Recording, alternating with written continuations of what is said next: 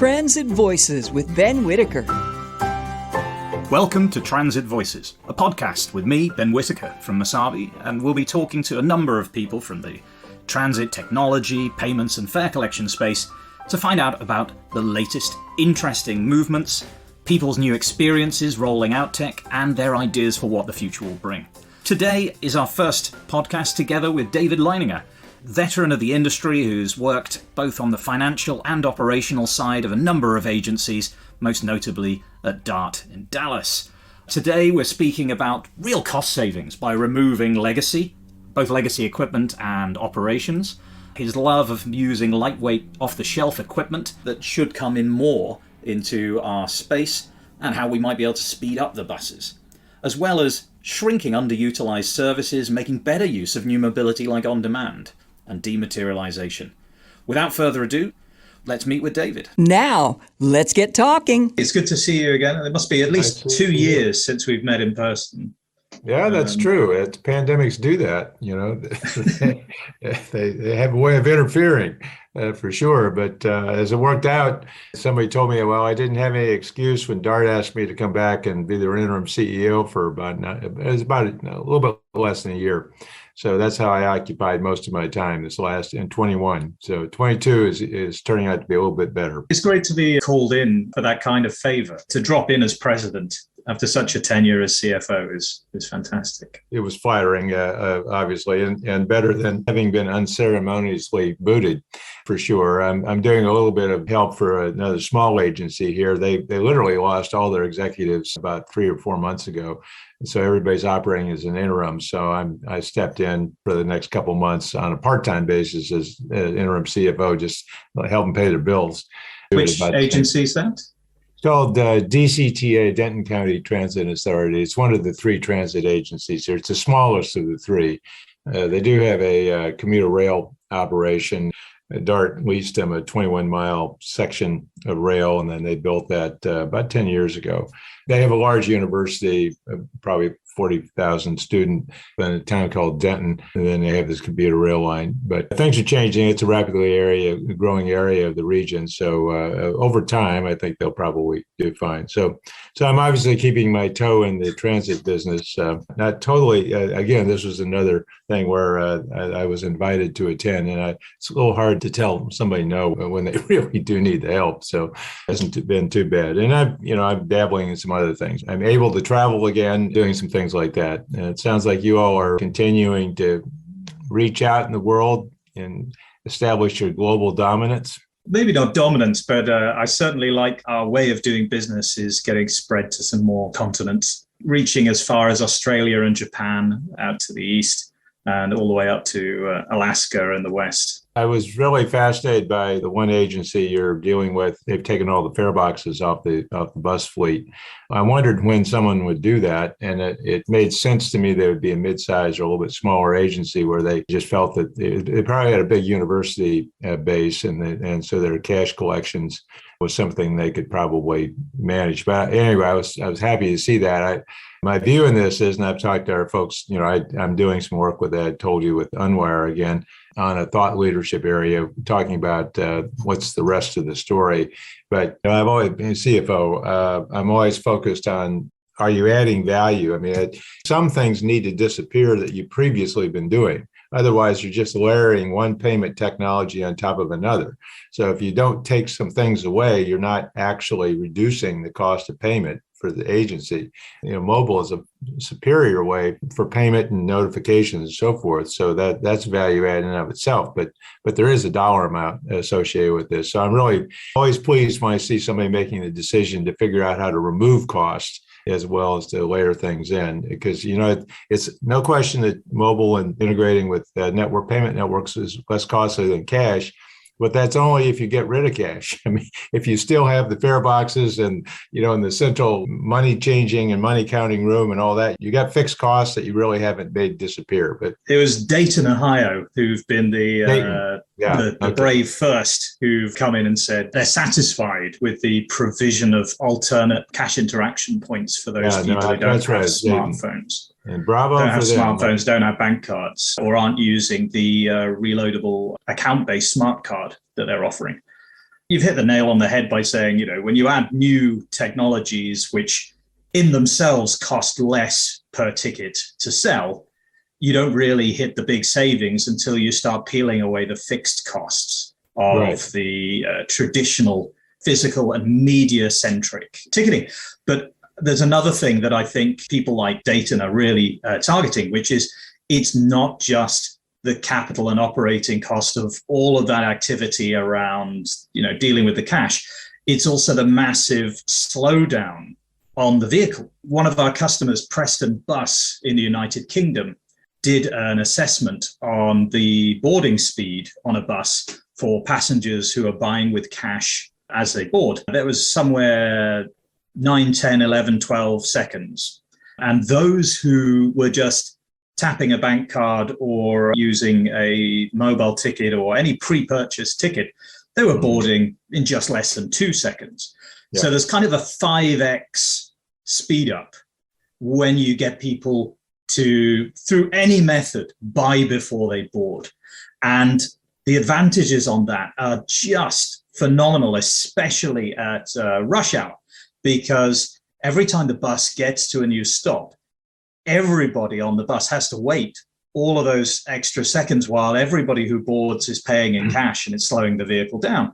If you get everybody to board with a pre-purchased ticket, whether it's a mobile ticket or a bank card or a preloaded ticket or a receipt paper pass they bought at a convenience store network, then all of them are boarding in under 2 seconds. And it means the entire bus goes back into traveling. One of the criticisms of bus traffic is that because you're in the middle of traffic and the traffic flow, so anything you do to extend time is a negative. Of course, when you're referencing areas that have very high ridership and so forth, then these kinds of boarding times become hugely important. In mid-sized markets where you really don't have that very often, you really have to look at some other benefits to really make it all make sense. The power of the mobile platform in terms of not just payments, but also notifications and messaging and real time to your customers, which is a huge convenience. One of the big issues that we see, certainly I've seen across the country, is weather is such a factor, and letting people know what the issues are. It's not only traffic, but weather can rear up its ugly head in a matter of minutes sometimes. And so that it affects ridership and bus routes and all that. Just getting messages and notifications out. There's just a lot of capabilities. I'm getting interested now in some additional things that are associated with the driver app and the integration of bus driver apps, and really going with what I'm going to call an AVL Lite application that doesn't require the very expensive hardware and integration you see. There's just a lot of things that, frankly, smaller agencies have an opportunity to leapfrog bigger agencies in terms of their utilization of smart technology. So that's my pitch, and I'm sticking to it. I mean, there's so many situations where a consumer grade or lightly industrialized tablet or cell phone can do a lot of work. We've seen them being used very effectively in paratransit, dial-a-ride, where you don't need a whole bus MDT, mobile data terminal, with the huge temperature ranges. You can just clip into a vehicle holder, a tablet, and have it do that, and have something that you could just replace from Walmart if it goes, because it doesn't have a huge complex onboarding process to install an app and log it in. Exactly. Now the other thing that's happening, and it's happening at a pretty rapid pace, I was surprised, the shift to on-demand for ex-urban areas. DART started removing fixed transit from some of their outer areas of the service area and replacing that with on-demand. And it's a mix of modes. It's using Uber, Lyft, small shuttles, and so forth. More and more agencies are beginning to look at that real seriously. And it's interesting. DCTA, as a matter of fact, is a good case in point. They're on-demand. It's almost like doubled or tripled in terms of utilization. Just this last year, they've consciously said, we're going to shrink our fixed route to those areas where you can get high frequency routes. So the bus is really valuable for the people who really want to use that mode. And then they're flipping over and extending on demand for most of the ex-urban area. And then in combination with that, they've got the commuter rail. So they're really what I would call a very representative emerging metropolitan agency. I love it when people use the right kind of mobility provision in the right context. As you say, right. On a high frequency main corridor in and out of a town, fixed route bus, the geometry can't be beaten by anything else. A simple number of people that you can get on a vehicle, put it down a BRT route, it's going to beat pretty much everything else other than commuter rail and something dedicated like light rail. But when you get out into the boonies, or if you're late at night, people really need mobility options. And not all of those categories of people can pay for their own private taxis every night. So many agencies are doing really nice things using not only the dial-a-ride services, but Uber and Lyft and some of the private ride hailers to provide service at a much lower cost than it would have been to use one of their in-house shuttle services. True paratransit is a complex delivery. There's a lot of scheduling considerations, a lot of very particular data points that are related to each rider. A couple colleagues of mine have gotten involved in paratransit. I've told them, I said, on-demand is complex. Paratransit is much more complex because it's so situational. And the tolerances for errors are really not high. So it's a different situation. But the point is, technology is really helping on all these fronts. And I'm glad to see it. I know these small agencies really, when I say small agencies, I'm really talking about, let's say in the States, the smaller communities, and they serve the mid-sized markets like Kansas City. And there's an amazing amount of smaller towns that have colleges. I was just got back from New Hampshire.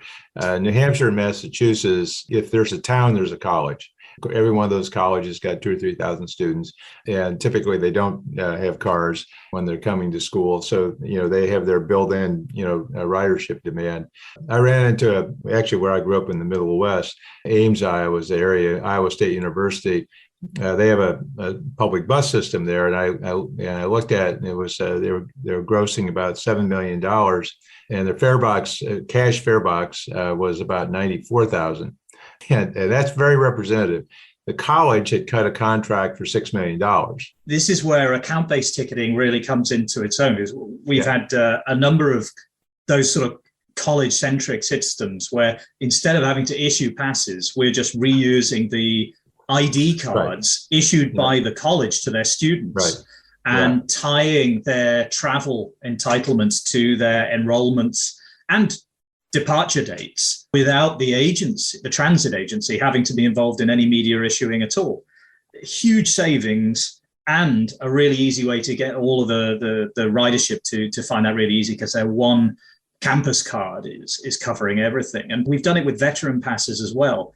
When we introduced mobile, back in 2011, 12, that time frame, one thing I concluded was that we needed to put everything we could on mobile. And when I looked at how many corporate passes, we had big employer passes, Texas Instruments, big universities, big medical complexes, and so forth. If we didn't do that, we weren't going to get the numbers. We weren't going to get the utilization rates and the total counts that we needed to make this thing worthwhile. So that, for me, that was always a given that and the employers were quick to say perfect, because we were tired of handing out all these physical passes or working through technology on making things link up. So it worked out well. And, nothing about that's gotten worse. The other thing that I've noticed, which you guys have been actively involved in, and I'm seeing now that more and more people are pushing for it on the agency side, is to get digital validation, and not just visual, but also actual electronic validation at the validator with mobile. I know you guys, have done that, and we're working on that several years ago. What I think has also come along that customers really love, that is a cheaper delivery method, is contactless EMV and open loop. Both tapping your phone as an Apple Pay or Android Pay, or tapping your bank card, because across Europe, contactless bank cards have been issued for quite some time. In the USA, that's now, the rollout is really hitting the mainstream. And that has the advantage of not really having an interface or a setup or a registration or anything local.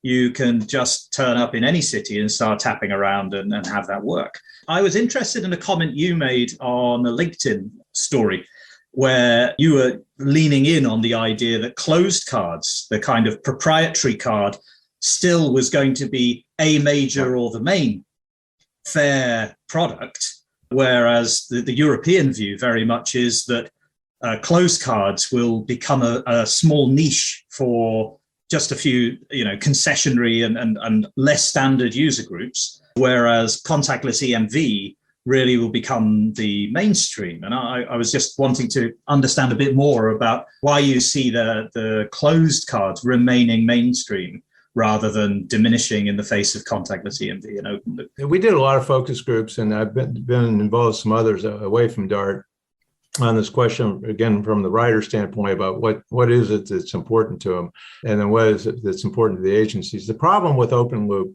philosophically is that it gets in the way of the know your customer, know your writer. I mean, if you've got anonymous users who are just tapping on and playing, it takes some work to really figure out if that's a regular writer rod. There's no question you can figure it out. As you tokenize the cards, you're getting the same token every time a person rides around. And so you're figuring out if that's someone who's turned up for just a week-long visit and they've tapped around very easily, or if it's someone that they're doing it regularly. You're figuring out that card 1234 is showing up regularly. You don't know who 1234 is. I don't have your phone number. I don't have your email. I don't have anything.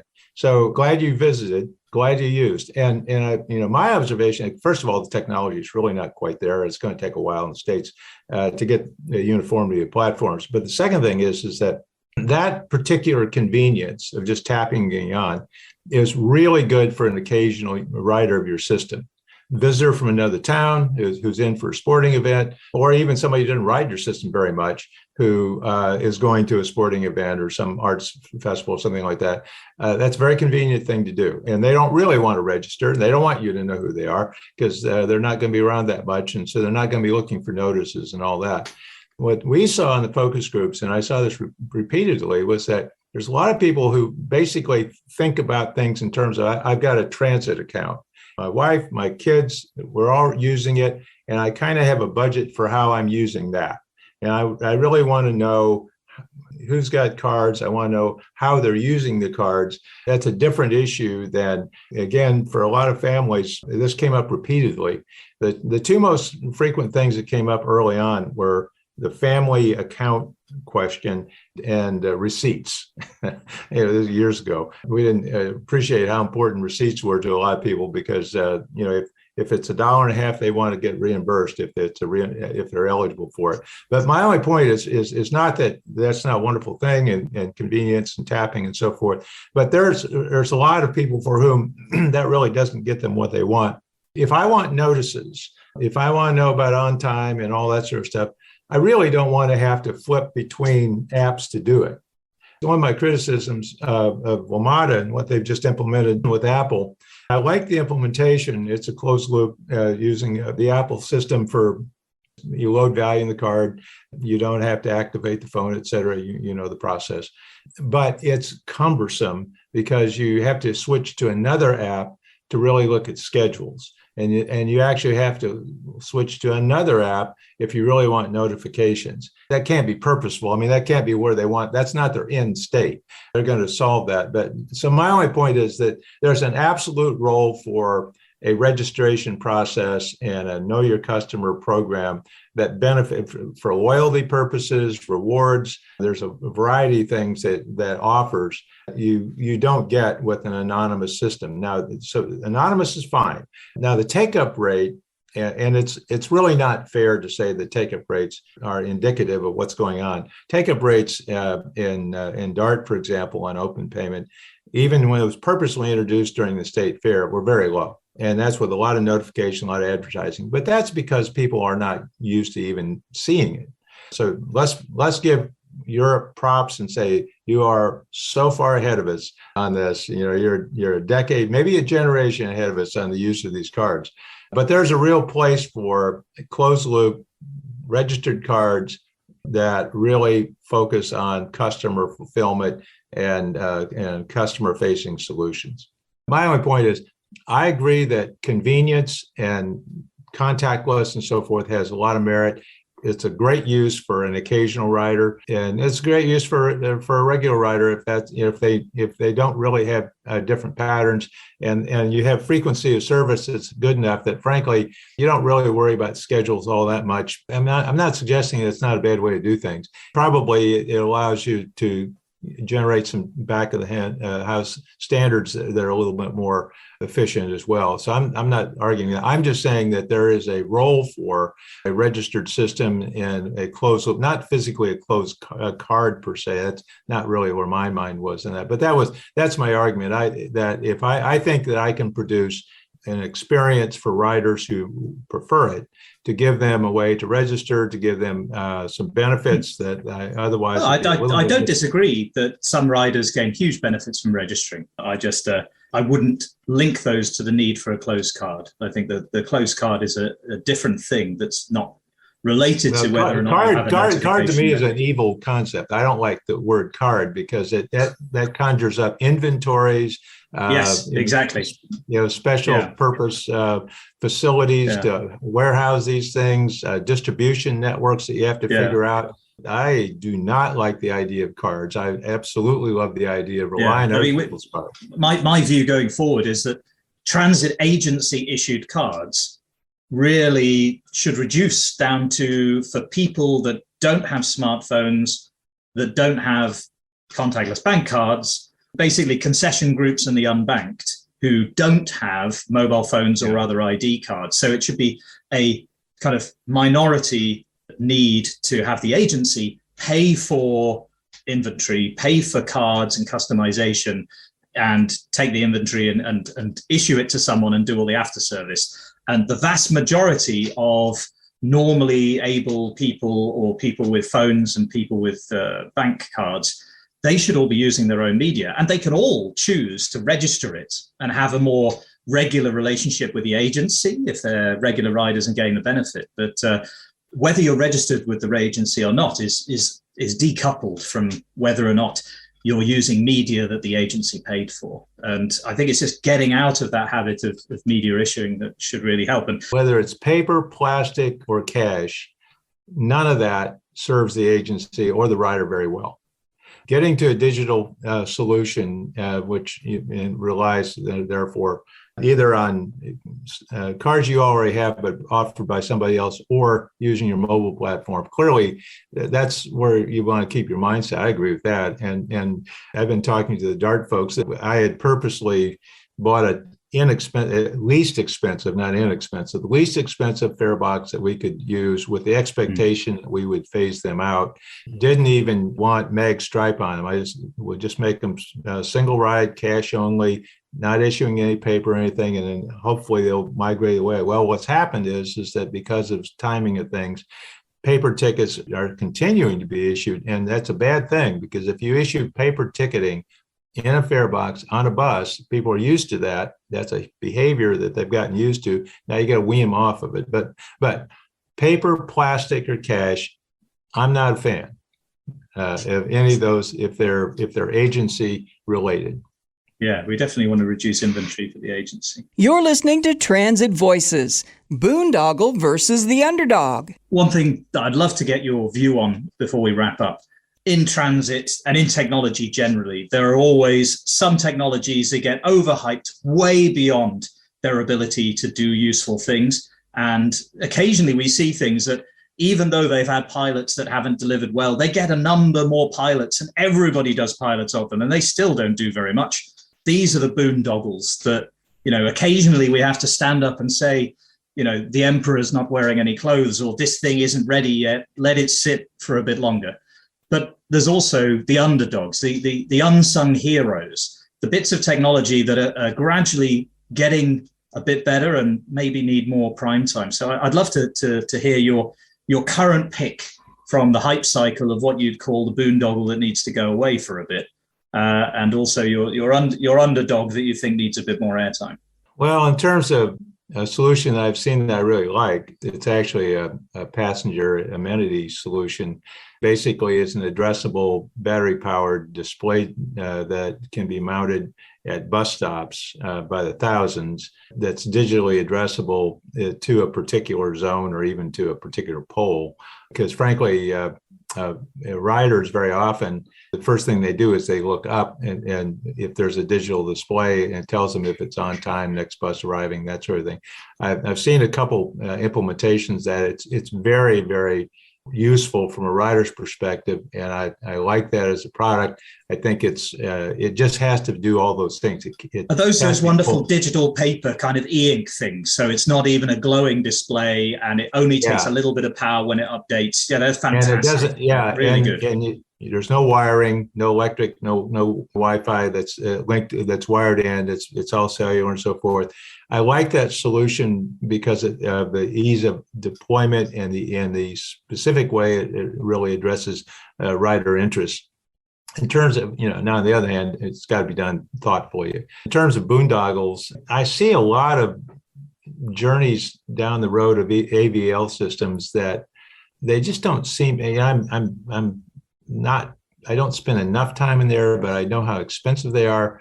And I'm wondering if there isn't I'm sure there's a better way to do it, as a matter of fact. So I think perhaps they're trying to make these systems do something they're not supposed to do. So I've seen a lot of money spent there that I question. I wouldn't call it boondoggle. They don't have good scope of what they're trying to make these things on AVL. Do. So are you saying AVL hardware or advanced AVL back office? Well, I think the fact that you're dealing with hardware and you're dealing with software, and the hardware manufacturers, and most of these guys are coming from a hardware standpoint, and as opposed to a software standpoint. People who are on the software side come up with a very different way to do this than people who are on the hardware side. And I wouldn't call it boondoggle. I would just simply say I'm going to guess that that's going to get solved in a different way in the not too distant future. Now, in terms of, I kind of think that AVL is probably going to become not only commoditized, but rolled into one of the other devices that's already on the bus. I think that because of consumer level location services getting so much better, that any of those other microprocessor devices connected to the cloud, as long as you've got a commoditized on-roof GPS and maybe Wi-Fi based backup, those units are going to start to get to the point of reliability that you can just say, I'll have the MDT or the validator will give me a good enough signal, or for a the validator actually is increasingly powerful, and the software that integrates with it is there's a lot of ways I could see it happening that way. A driver app, there's some in a tablet, there's some things that are going on there. One of the things that to me is astounding is when you look at a bus and you start thinking about. You've got cameras now. That's 7 to 11 cameras per a vehicle. You've got cellular interfaces. You've got AVL. You've got a variety of things. You have 4 to 6 antennas on a bus. That can't be a good solution. I mean, and they're from different vendors. They're bolted on and literally hanging off of the side of the dash. You name it. You're singing from my song sheet, which is each of these has come along as a brand new tech, and they've all been created independently, and they're all connected to the cloud. They all need configuring for that bus and for that agency to know what they're doing, and then get their own replacements and maintenance cycle. But then if you ever need the driver terminal to speak to the CAD AVL, to speak to the validator, if ever one of those systems gets RFP'd and replaced or goes end of life at a different time to the others, you're repeating that multi-direction integration every single time, because your CAD AVL might be the 2010 version with an API from 2010. Your MDT might be a 2015 unit with an API from that. Now, I wonder if we're going to see a lot more integration and commoditization where all of that will be one ITS solution for the bus with one major processor in there, and everything else is just a plug-in device. Right, plug in a bunch of cameras, put a passenger counter in, the signed plug-in, and they're just peripherals to one brain, rather than having 20 brains on the bus. It's not a new concept. It's not a new concept, but it just hasn't been done very well. But it just, you look at it and say, this can't possibly stand. I mean, we got to evolve away from it. And you're exactly right. These things are bought at different times, different RFP procurement processes. So they're always a little bit out of sync.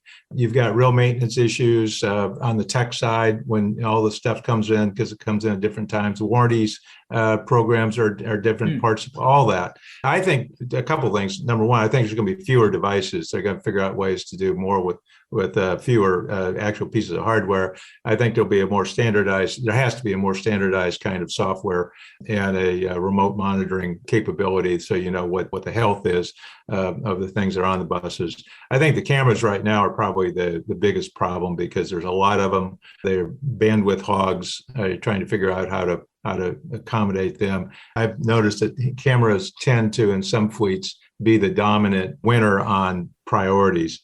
The buses is right now a rolling hardware shop of a bunch of electronics of varying ages, but probably 2 or 3 generations old in terms of technology. And when you think, in fact, how quickly a hardware evolves, 4 or 5 years, that's it. Ben's Who's Who of Transit. Thank you so much for coming on. Before I let you go, on Transit Voices, we'd love to make sure that we not only pick up and have conversations with people that we know and know very well, but also make sure we get suggestions for people who we should give a bit more airtime to. Have you got some names and voices that you think we should speak to in the future?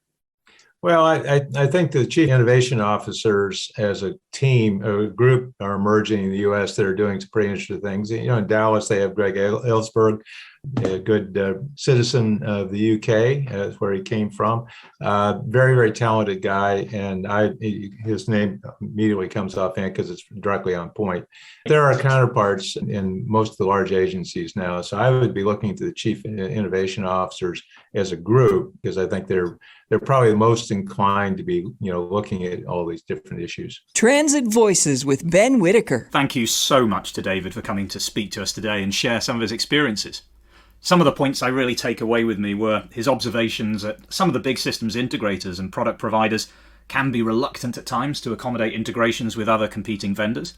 I do take very much to heart his views on dematerializing and trying to use off-the-shelf equipment where possible, and also using the right kind of mobility, making better use of on-demand.